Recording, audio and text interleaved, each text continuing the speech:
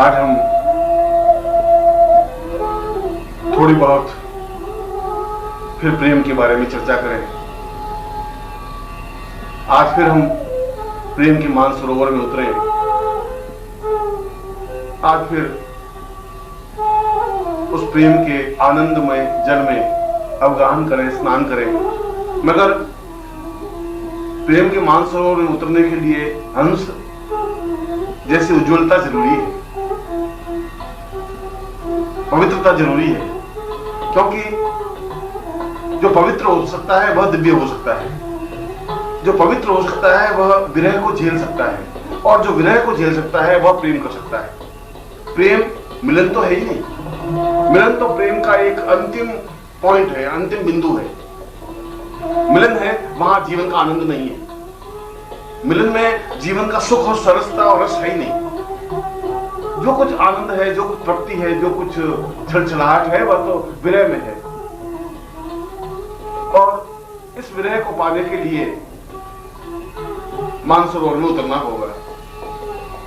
इसके लिए हृदय को जागृत करना होगा, बुद्धि के द्वारा नहीं,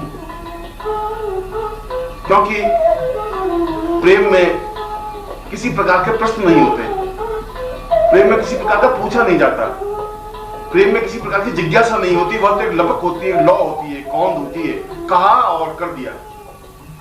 मानसरोवर में कूदने के लिए कहा, कूद गए। इस बात की चिंता नहीं की कि मानसरोवर कितना गहरा है, डूब जाने का खतरा है या नहीं है। और जो डूबा नहीं वह प्रेम का आनंद ले भी नहीं सकता है। और इस प्रेम को पाने के लिए तो भक्त अपने आप को विरहन के रूप में देखते रहे। विरहिणी, खुले केश, बोझिल और उदास आंखें, थका थका सा चेहरा, आंखों में छलछलाहट भरे हुए आंसू और गले से सिसकती हुई उच्छ्वास। ऐसा लगता है जैसे दुनिया में प्रीतम के अलावा कुछ है ही नहीं। ऐसा लगता है कि अब जीवन भार बन गया है, अब जीवन में कोई आनंद नहीं है, अब जीवन में कोई रस नहीं है। मगर इस रस का तो आनंद वह ले सकता है जो प्रेम में पड़ा है। इस रस का तो मजा वह ले सकता है जो विरह में पड़ा है और विरह को देखा है, विरह को अनुभव किया है। इससे तो कलेजे में छेद हो जाते हैं, इससे तो कलेजा अपने आप में चाक चाक हो जाता है। और यह कलेजा चाक होना जीवन का एक सौभाग्य है, जीवन का एक आनंद है, क्योंकि इस आनंद को राधा ने प्राप्त किया, नाची झूमती हुई मस्ती के साथ। और जब कृष्ण चले गए तो अपने आप को सिमट लिया। कृष्ण के अलावा देखने की उनके मन में कोई इच्छा ही नहीं रही। जिंदगी भर राधा ने आंख नहीं खोली, आंख बंद किए रही तो बंद किए ही रही। उद्धव आए, सखियां आई, गोपियां आई और कहा राधा आंखें खोल दे। उसने कहा मैं आंखें किसके लिए खोलूं, अब मैं क्या देखूं? जो देखना था वह देख चुकी, और जो नहीं देखना है उसको मैं देखना चाहती भी नहीं।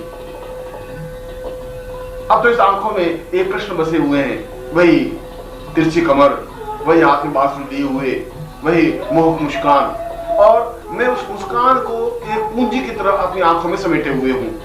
अब मैं अगर आंखें खोलूंगी तो वह मुस्कान अगर गायब हो गई, अगर गुम हो गई, तो फिर मैं क्या करूंगी? मेरे पास तो पूंजी खत्म हो जाएगी, मेरे पास तो बहुत छोटी सी पूंजी रह गई है। क्योंकि यह प्रेम की कहानी तो अखत कहनीय नहीं है, अखत कहानी प्रेम की। इस प्रीत की कहानी तो कहने योग्य है ही नहीं, अनंत है। कह दिया तो प्रेम हुआ ही कहा, और कह करके हम प्रेम को कितना व्यक्त कर सकते हैं? कर ही नहीं सकते, क्योंकि वो तो अगाध सागर है, अनंत सरोवर है, जिसमें हम जितने ही कूदते हैं, जितने ही तैरते हैं, उतने ही डूबते चले जाते हैं। और वह डूबने का आनंद तो राधा ने लिया, वह डूबने का आनंद तो मीरा ने लिया।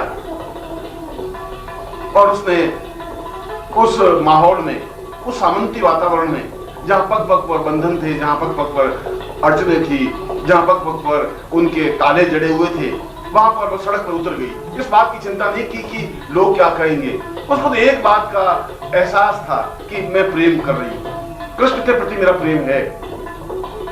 और उसने टूट टूट कह दिया कि मेरे तो गिरधर गोपाल दूसरों में हुए। अब कोई दूसरा मेरा है ही नहीं जिंदगी में। तुम चाहे मेरे शरीर को किसी के साथ शादी कर दो, उससे क्या होता है? मैं जिसके साथ अपने जीवन को बांधा हूं, जिसके साथ मैंने जिंदगी को एक रस किया है, अब उसके अलावा मेरी जिंदगी में न तो कुछ रहा है और न मैं कुछ रखना चाहती हूँ। मैं तो जिंदगी का एक आनंद लेना चाहती हूँ और मैंने जिंदगी का एक आनंद लिया है। मैंने जिंदगी की एक मस्ती देखी है जब मैं घुंघरू बांध करके नाचने लग गई हूँ। मस्त में छल छलाती हुई अपनी जिंदगी को एक किनारे पर बांध दिया है, अपनी जिंदगी को एक दांव पे लगा दिया है। जहां मैंने पैर में घुंघरू बांध ही दिए और घुंघरूओं की छिनछनाहट और खनखनाहट मेरे कृष्ण तक पहुंच ही गई, तो फिर मैं इन घुंघरूओं को उतारूं कैसे? मुझे जानना ही कहां है। पग घुंघरू बांध मीरा नाची रे, मैं तो मेरे नारायण की हो गई आप ही दासी रे। पग घुंघरू बांध मीरा नाची रे। लोग कहे मीरा हुई बावरी, सास कहे कुड़ नासी रे। विष का प्याला राणा जी भेजा, पीवित मीरा हांसी रे। मीरा के प्रभु गिरधर नागर, सहज मिलिया अविनाशी रे। तो मिल गए सहज, आसानी से। उसके लिए मुझे कुछ प्रयत्न नहीं करना पड़ा। जहां दोनों प्रेम दिल के संबंध हैं, वह तो अपने आप दिल को टकरा ही जाता है, दिल से जुड़ ही जाता है, एक दूसरे से मिलना हो ही जाता है। वहां पर इस बात की चिंता नहीं की जाती कि मेरे हृदय में क्या है और कितनी आग है। फिर किसी प्रकार का मन में दर्द और गुमान नहीं रहता। यह बिरहिन बौरी भई पागल हो गई है, यह बिरहिन तो बिल्कुल पागल हो गई है। अब इसमें किसी प्रकार का ज्ञान चेतना रही नहीं और ज्ञान रखना ही नहीं है, बुद्धि तो रखनी नहीं है। जहां बुद्धि है वहां प्रेम नहीं हो सकता, वहां तो स्वार्थ हो सकता है, वहां देह का लेन देन हो सकता है, व्यापार हो सकता है। पति के साथ भी तो देह का व्यापार ही तो होता है। वह रोटी कपड़ा देता है, रहने के लिए मकान देता है, खाने के लिए धान देता है और देह खरीद लेता है। यह खरीदने की बात तो शादी में होती है, प्रेम में नहीं होती। प्रेम तो सहज अविनाशी है, बिल्कुल बिना किसी स्वार्थ के, बिना किसी लाभ लपेट के हम अपनी जिंदगी को किसी के हाथों में सौंप देते हैं। और यदि जिंदगी पर नहीं भी मिलता तब भी कोई अफसोस नहीं होता, मन में किसी प्रकार का मलाल नहीं रहता। एक इच्छा रहती है कि उसको मेरी याद रहे। यह बिरहिन बौरी भई जानत ना को भेद, अगिन बरे येरा जरे भय कलेजे छेद। अब तो कलेजे में छेद हो गए, अब तो अगिन जल रही है, रात दिन शरीर उस विरह की आग में जल रहा है। और केवल शरीर ही नहीं जल रहा है, येरा जरे, ये हृदय भी जल रहा है, दिल भी जल रहा है, धूम धूम करते सुलग रहा है। मगर इसका आनंद, इसकी मस्ती तो वही ले सकता है जिसने कभी जिंदगी में इस आग को अनुभव किया है, जिसने कभी इस आग को भोगा है, देखा है। क्योंकि विरह की आग तो सौभाग्य को मिलती है। जिसने जिंदगी में विरह किया नहीं, जिसने जिंदगी में प्रेम नहीं किया, वह जिंदगी में कुछ नहीं कर सकता, वह मिलन भी नहीं कर सकता, वो जिंदगी में आनंद ले ही नहीं सकता, उसको जिंदगी में सुख नहीं मिल सकता। जिंदगी का सुख विरह के अंदर है और विरह में और कुछ नहीं है। प्रेम में कुछ नहीं, तस्दीक, दुख ही दुख जिंदगी में मिलते हैं। तस्दीक प्रेम में और कुछ मिलता नहीं, प्रेम में कुछ आनंद नहीं है। प्रेम में तो दुख ही दुख मिलते हैं, वेदना ही वेदना मिलती है, विरह ही विरह मिलता है। मगर इस विरह में भी अपने आप में एक रस है, मस्ती है, जिंदगी की एक छलछलाहट है। क्योंकि हरदम एक इच्छा, एक आकांक्षा, एक छटपटाहट, एक वेदना रहती है कि मैं अपनी जिंदगी में, जिंदगी के अंतिम क्षणों में भी अपने प्रिय से मिलूं। पीव बिना तो जीवना जग में भारी जान, बिना प्रिय के, बिना प्रियतम के, बिना प्राण के, बिना अपने प्रेमी के इस संसार में जिंदा रहना तो अपने आप में बहुत कठिन हो गया है। जग में ऐसा लग रहा है कि जिंदा रहना ही, सांस लेना ही बड़ा दूभर हो गया है। पीव बिना तो जीवना जग में भारी जान, पिया मिले तो जीवना नहीं तर छूटे प्राण।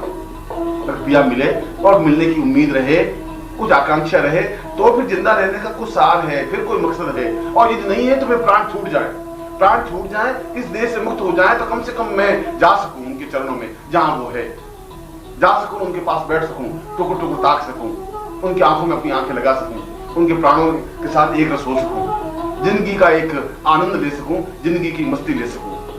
नहीं तो फिर इस अगर पीव नहीं है तो फिर जीवित रहने का कोई कल्पना नहीं है, जीवित रहने की कोई मस्ती नहीं है।